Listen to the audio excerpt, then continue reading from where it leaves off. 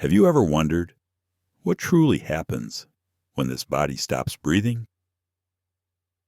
Or maybe you've noticed how life keeps bringing the same pain, the same mistakes, the same people who test your heart again and again.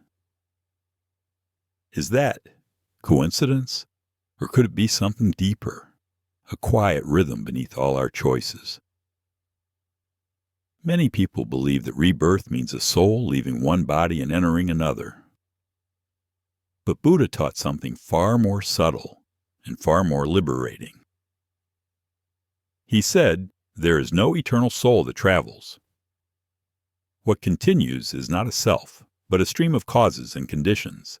Like a candle lighting another candle, the flame continues, yet it is not the same flame. Rebirth, in the Buddha's wisdom, is not about what happens after death. It's about the movement of the mind, here, now, in this very breath. Every thought, every emotion, every choice is a small birth, a continuation of what came before.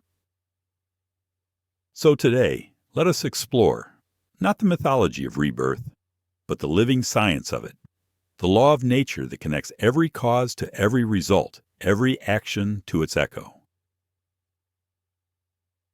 Because once we understand that, we stop asking, what happens after I die? And start asking, how am I living right now? Part 2.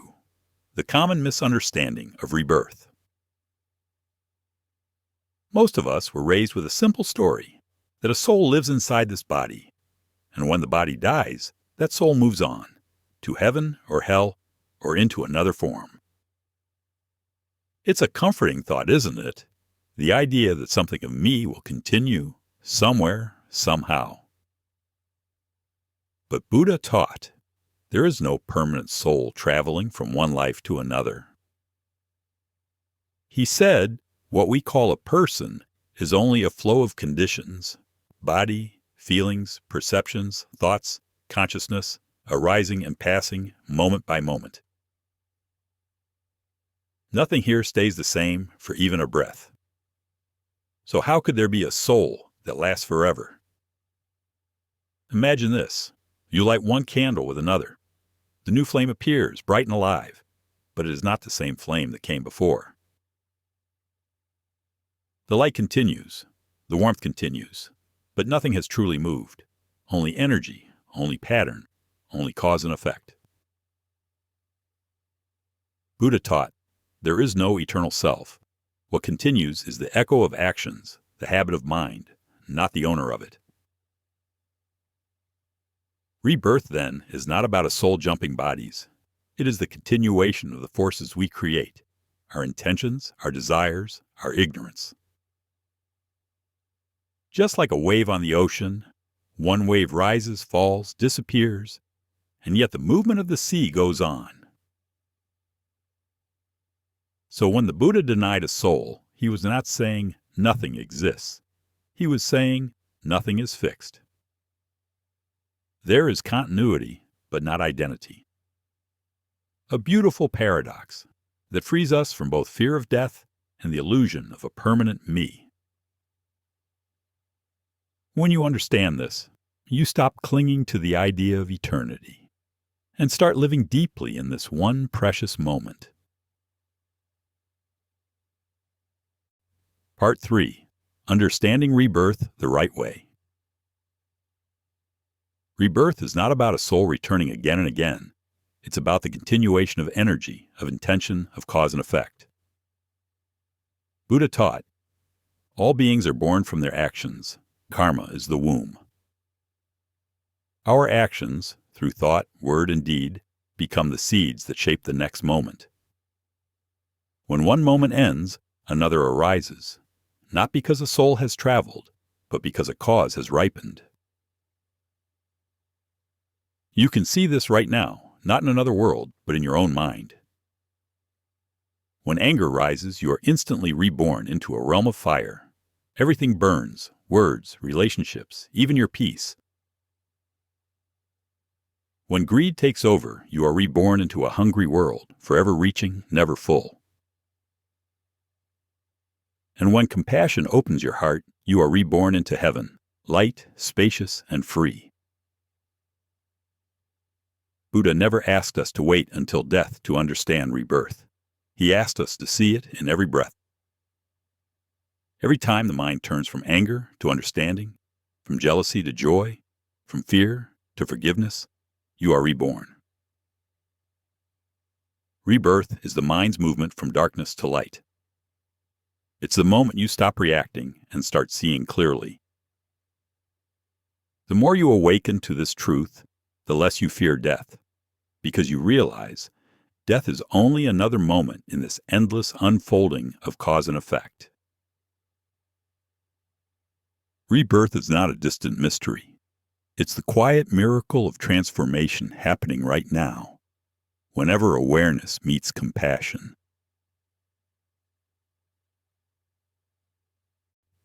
Part 4.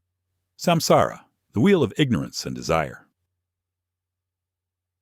There is a wheel that never stops turning. It's not a wheel in the sky. It's the wheel within your own mind. This wheel has 3 invisible spokes: craving, clinging, and becoming. When desire appears, the wheel turns again. We chase what we want, we grasp what we have, and we fear what we might lose. This is samsara, the endless cycle of wanting, holding, and suffering. Buddha taught, as long as there is greed, anger, and delusion, the mind keeps moving in the circle of pain. But when the mind becomes pure and clear, freedom is right here. Look closely at your own life. How many times have you tried to run away from pain, only to meet it again in a different form? We leave one relationship to find peace, but the same conflict appears in the next. We change jobs, houses, even countries, but our mind brings the same heaviness with us. That's samsara. Not a cosmic punishment, but a pattern we keep creating through our own unawareness. Imagine a man running on a spinning wheel. The faster he tries to escape, the faster it spins. Only when he stops running, when he simply stands still and watches, the wheel begins to slow. That moment of stillness, that's mindfulness. The power to step out of the circle by no longer feeding it. The Buddha didn't ask us to fight the wheel. He asked us to understand it. Because once you see how desire gives birth to suffering, you stop blaming the world and start freeing yourself from the inside. The wheel of samsara isn't somewhere else. It's the mind repeating the same reactions, the same fears, the same stories, again and again. And liberation? It's not flying away to another realm.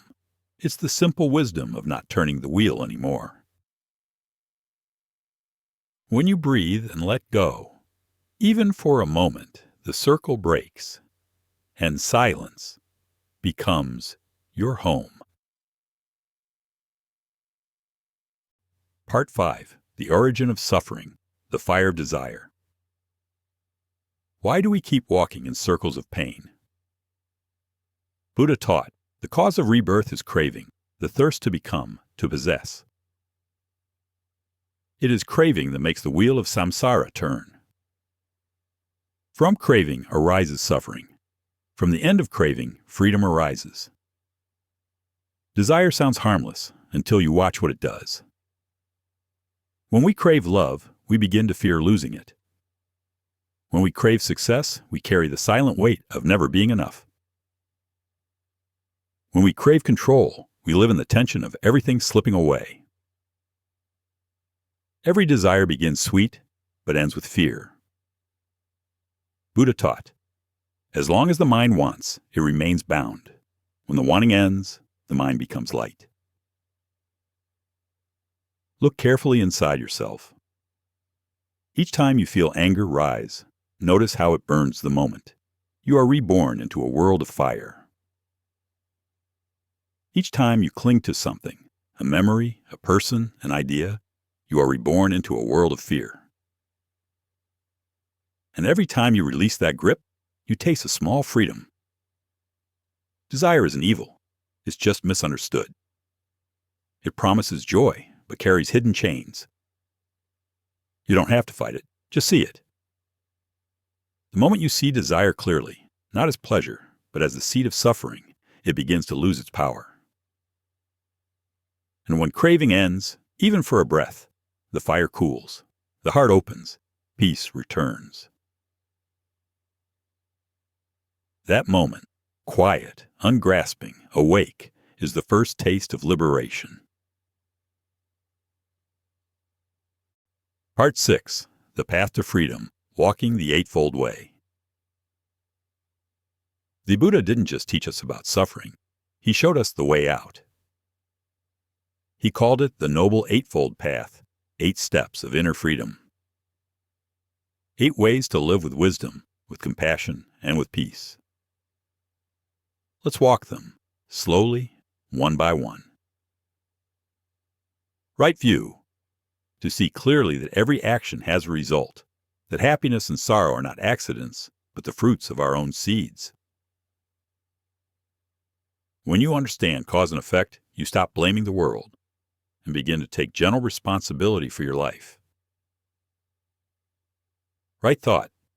To let go of anger and replace it with understanding. To let go of greed and replace it with contentment. To let go of hatred and replace it with compassion. This is how the mind begins to breathe again. Right speech. Speak only what is true, kind, and necessary. Words can heal or harm. Every sentence is a seed.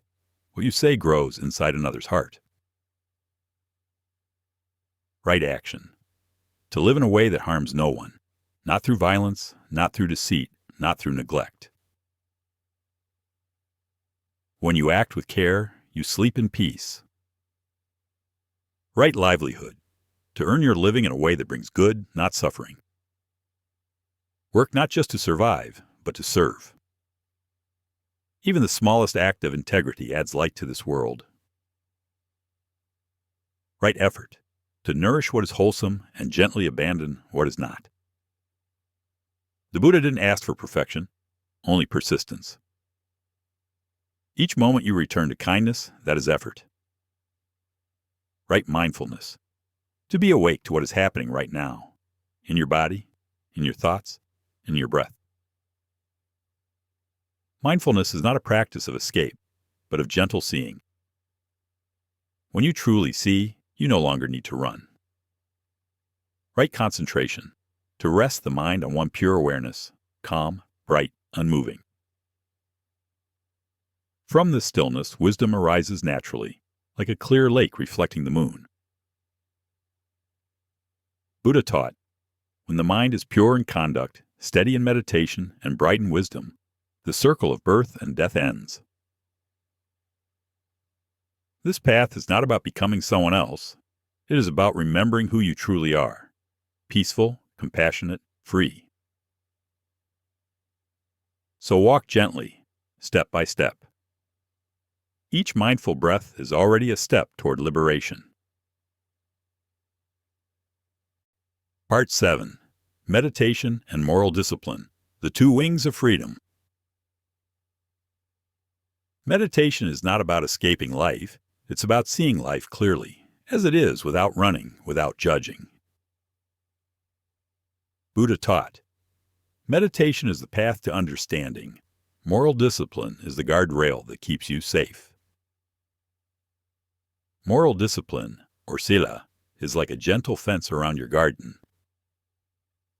It doesn't limit your freedom. It protects it.